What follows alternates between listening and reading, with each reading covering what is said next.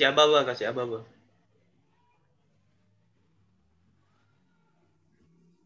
Assalamualaikum warahmatullahi wabarakatuh. Waalaikumsalam. Perkenalkan, nama saya Mas Fahri, ini 2019-362. Saya akan mempresentasikan hasil kerja lingkungan kelompok kita tentang ketentuan larangan dan penyelesaian soal pemakaian tanah tanpa izin.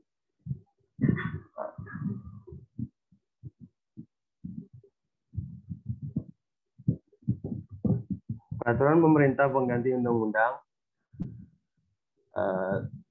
Nomor 51 Tahun 1960 tentang larangan pemakaian tanah tanpa izin yang berhak atau kuasanya. Pasal 1 dalam peraturan pemerintah pengganti undang-undang ini yang dimaksud dengan 1. Tanah adalah yang A, tanah yang langsung dikuasai oleh negara. Yang B, tanah yang tidak termasuk huruf A, yang dipunyai dengan sesuatu hak oleh perseorang atau badan hukum. Yang kedua, yang berhak adalah jika mengenai tanah yang termasuk dalam 1. A, negara dalam hal ini Menteri Agraria atau pejabat yang disebutnya. 1B, orang atau badan hukum yang berhak atas tanah itu.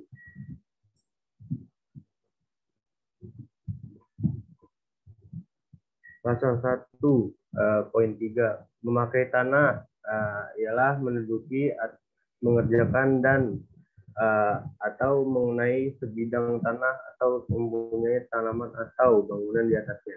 Jangan tidak dipersoalkan apakah bangunan ini dipergunakan sendiri atau tidak. Poin 4, penguasa daerah ialah yang A, untuk daerah-daerah yang tidak berada dalam keadaan bahaya seperti yang dimaksud dalam Peraturan Pemerintah Pengganti Undang-Undang Nomor 23 Tahun 1959, Lembaran Negara Tahun 1999 Nomor 139, yang berbunyi Bupati atau Wali Kota atau Kepala Daerah yang bersangkutan. Sedang untuk daerah tingkat 1 Jakarta Raya, Gubernur atau Kepala Daerah Jakarta Raya. Yang poin B, untuk daerah-daerah yang berada dalam keadaan bahaya dengan ditingkatkan keadaan darurat sipil, darurat militer, atau keadaan perang. Masing-masing penguasa darurat sipil daerah, penguasa darurat militer daerah, atau penguasa perang daerah yang bersangkutan. Seperti yang dimaksudkan dalam Peraturan Pemerintah Pengganti Undang-Undang Nomor 23 Tahun 1959, Lembaran Negara Tahun Nomor 139.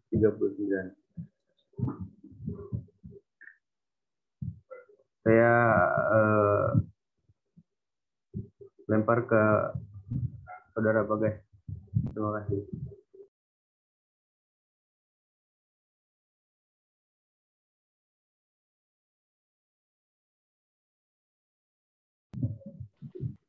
Kemudian saya akan melanjutkan, yaitu pasal 2, dilarang memakai tanah tanpa izin yang berhak atau kuasanya yang sah. Kemudian pasal 3, penguasa daerah dapat mengambil tindakan-tindakan untuk menyelesaikan pemakaian tanah yang bukan perkebunan dan bukan hutan tanpa izin yang berhak atau kuasanya yang sah, yang ada di daerahnya masing-masing pada suatu waktu. Kemudian pasal 3 ayat 2, penyelesaian tersebut pada ayat 1, pasal ini diadakan dengan memperhatikan rencana pembentukan dan penggunaan tanah yang bersangkutan. Next slide.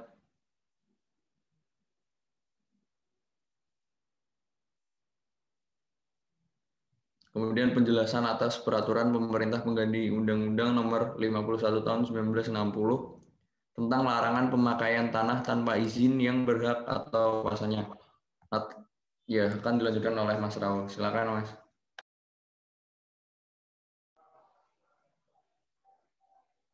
Baik, saya akan melanjutkannya.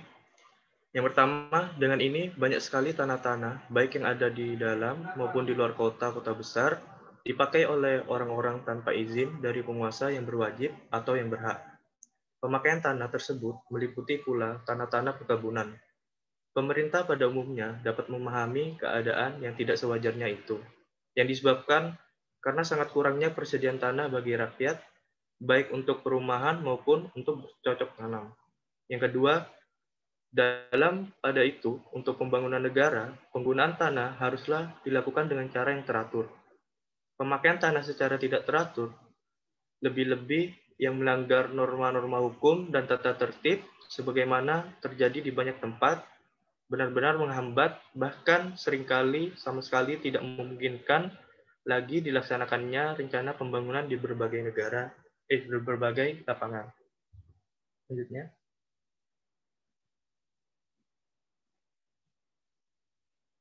Yang ketiga, berhubung dengan itu, maka oleh penguasa militer atau kepala staf angkatan darat telah dikeluarkan peraturan penguasa militer atau kepala staf angkatan darat nomor PRT PM 014/1957 tentang larangan pemakaian tanah tanpa izin pemiliknya atau kuasanya, yang didasarkan atas Regeling of the State van Oorlog en Beleg, Stadsblad 1939 nomor 582. Berhubung dengan berlakunya Undang-Undang nomor 74 tahun 1957, Lembaran Negara tahun 1957 nomor 160, tentang keadaan bahaya, peraturan tersebut diganti dengan Peraturan Kepala Staf Angkatan Darat selaku penguasa perang pusat untuk daerah Angkatan Darat nomor PRT Perpu 011/1958. Peraturan ini kemudian ditambah dan diubah dengan Peraturan Penguasa Perang Pusat nomor PRT 041/1959 hingga meliputi pula tanah-tanah perkebunan. Kini, Undang-Undang Nomor 74 Tahun 1957 tersebut telah diganti pula dengan Peraturan Pemerintah mengganti Undang-Undang Nomor 23 Tahun 1959 tentang keadaan bahaya. Lembaran Negara tahun 1959 Nomor 139. Berhubung dengan itu, maka peraturan penguasa perang pusat nomor PRT Perpu 011/1958 dan PRT Perpu 041/1959 itu waktu berlakunya akan berakhir pada tanggal 16 Desember 1960 berdasarkan peraturan pemerintah pengganti Undang-Undang Nomor 22 Tahun 1960. Selanjutnya.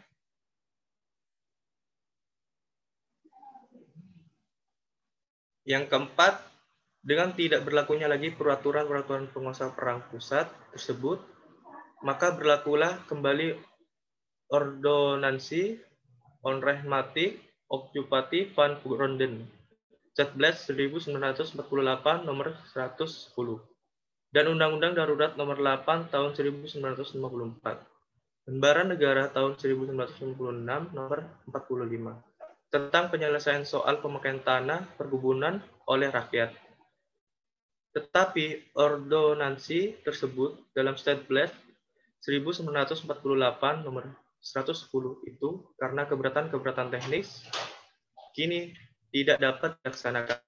Demikian pula atas dasar keberatan praktis kedua undang-undang darurat tersebut perlu diganti. Yang kelima, pemerintah menginsafi bahwa pemecahan masalah pemakaian tanah secara tidak sah itu memerlukan tindakan-tindakan dalam lapangan yang luas yang mempunyai bermacam-macam aspek yang tidak saja terbatas pada bidang agraria dan pidana, melainkan juga mengenai lapangan-lapangan sosial, perindustrian. Pemerintah memandang perlu mengambil tindakan untuk mencegah meluasnya perbuatan yang dimaksud di atas dan mengeluarkan peraturan sebagai dasar hukumnya dalam bentuk peraturan pemerintah pengganti undang ini. Baik, selanjutnya akan dilanjutkan oleh Saudara Muhammad Rizky.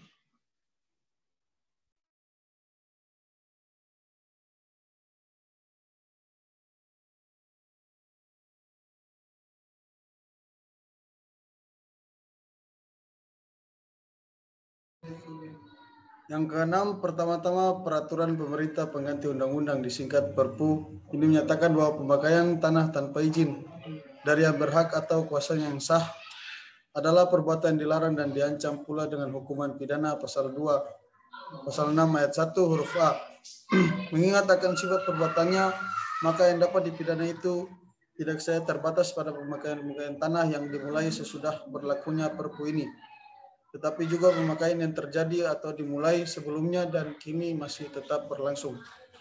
Dalam pada itu tidaklah selalu harus dilakukan tuntutan pidana menurut pasal 6 tersebut. Menteri Agraria dan Penguasa Daerah menurut pasal 3 dan pasal 5 dapat mengadakan penyelesaian secara lain dengan mengingat kepentingan pihak-pihak yang bersangkutan.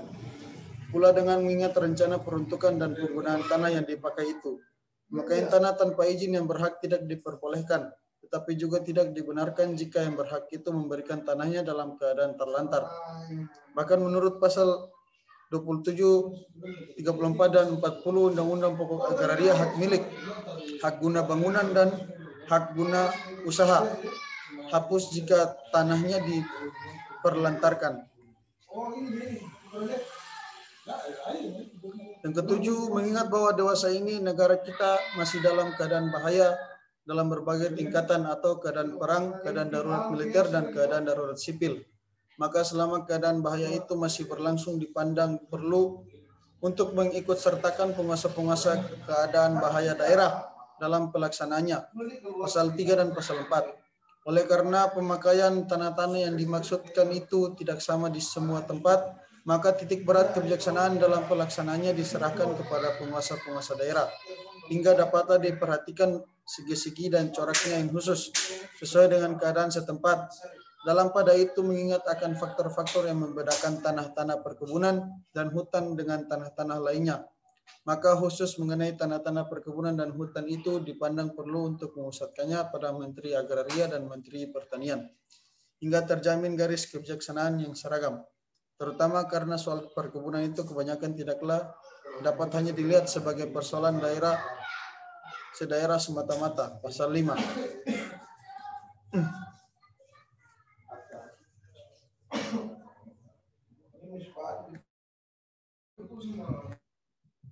Ya, sekian dari kelompok kami. Kurang lebihnya mohon maaf. Wassalamualaikum warahmatullahi wabarakatuh. Waalaikumsalam warahmatullahi Waalaikumsalam. wabarakatuh.